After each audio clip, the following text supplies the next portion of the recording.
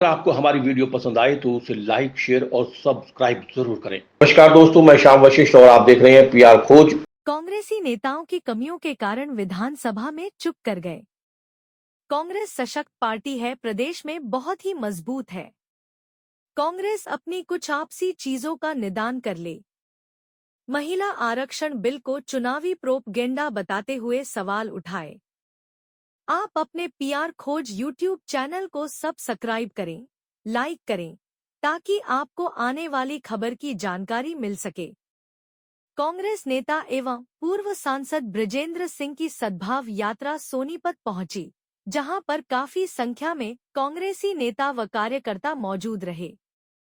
यात्रा सोनीपत कालूपुर चुंगी से शुरू हुई, जहां पर लोगों ने पूर्व सांसद का स्वागत किया। इसके उपरांत यात्रा पुराने रोहतक रोड से होते हुए पुरानी तहसील के सामने पहुंची, जहां पर सांसद के रिश्तेदार जितेंद्र नांदल बबलू ने सांसद को बुक्का देकर स्वागत किया। सोनीपत में कांग्रेस नेता बृजेंद्र सिंह ने यात्रा के दौरान सरकार और विपक्ष पर तीखा हमला बोला। उन्होंने गुटबाजी को पीछे छूटने की बात कही और महिला आरक्षण बिल को चुनावी प्रोपगेंडा बताते हुए किसानों से जुड़े नए नियमों पर भी सवाल उठाए। कांग्रेस नेता एवं पूर्व सांसद बृजेंद्र सिंह आज अपनी जनसंपर्क यात्रा के दौरान सोनीपत पहुंचे थे। इस दौरान उन्होंने गोहाना रोड स्थित छोटू राम धर्मशाला में आयोजित प्रेसवार्ता को संबोधित किया। उन्होंने कहा कि उनकी यात्रा को जनता का भरपूर समर्थन मिल रहा है, जो उन्हें निरंतर आगे बढ़ने की प्रेरणा दे रहा है। उन्होंने स्पष्ट किया कि यदि जनता का समर्थन न मिलता तो इतनी लंबी यात्रा जारी रखना संभव नहीं होता। पूर्व सांसद ने आरोप लगाया कि बीजेपी देश और प्रदेश में बंटवारे की राजनीति करती है। बीजेपी का आमजन के हितों से कोई लेना देना नहीं है। उन्होंने कहा कि यह यात्रा प्रदेश में सामाजिक भाईचारे को कायम रखने के लिए ही शुरू की गई है। उन्होंने और क्या कहा, आइए सुनते हैं। देखिए, कांग्रेस के लिए हरियाणा में कमबैक करना शायद मैं इसको सही शब्द नहीं मानता, क्योंकि कांग्रेस बहुत मजबूत है प्रदेश में। वो शायद हम नेतागण जो हैं, हमारी हमारी कमियों की वजह से विधानसभा चुनाव जो है वो कहीं ना कहीं हम चूक कर गए उसमें। अन्यथा कांग्रेस अभी भी बड़ी सशक्त पार्टी है। अब जब हम करनाल पहुंचे 3 तारीख को, तो एक आम तौर पर यह माहौल था कि जीटी रोड तो बीजेपी की होगी और करनाल में तो लोकसभा में 9 की 9 सीट बीजेपी जीती थी। लेकिन जिस प्रकार से हमारी यात्रा को आज रिस्पॉन्स मिला है, जिस प्रकार से लोग और कांग्रेस के कार्यकर्ता उस यात्रा में जुड़े, चाहे वो करनाल था, चाहे वो पानीपत था और उसके बाद सोनीपत, तो कांग्रेस बिल्कुल पूरे तौर पे मजबूती के साथ मैदान में है, बशर्ते हम अपनी जो आपसी कुछ चीजें हैं उनका यदि निदान कर लें। महाभारत का प्रकरण है जिसमें भीष्म पितामह को मारने के लिए शिखंडी को आगे किया गया था।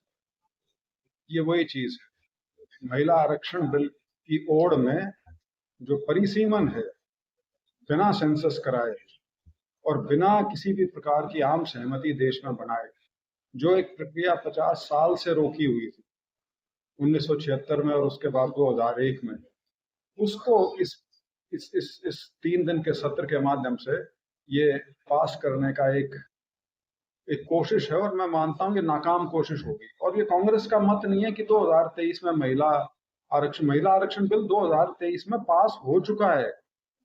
वो तो सरकार ने खुद उस बिल में 2 चीजें डाली थी कि ये इसका पास होना इज सब्जेक्ट टू, मतलब इम्प्लीमेंट होना is subject to census, first census after 2011, जो कि अब 2026 में शुरू हुआ है, और उसके बाद जो डिलिमिटेशन कमीशन बैठेगा, जो डिलिमिटेशन करेगा, उसमें महिला आरक्षण प्रदान किया जाएगा। ये उस बिल में इन्होंने खुद डाला था।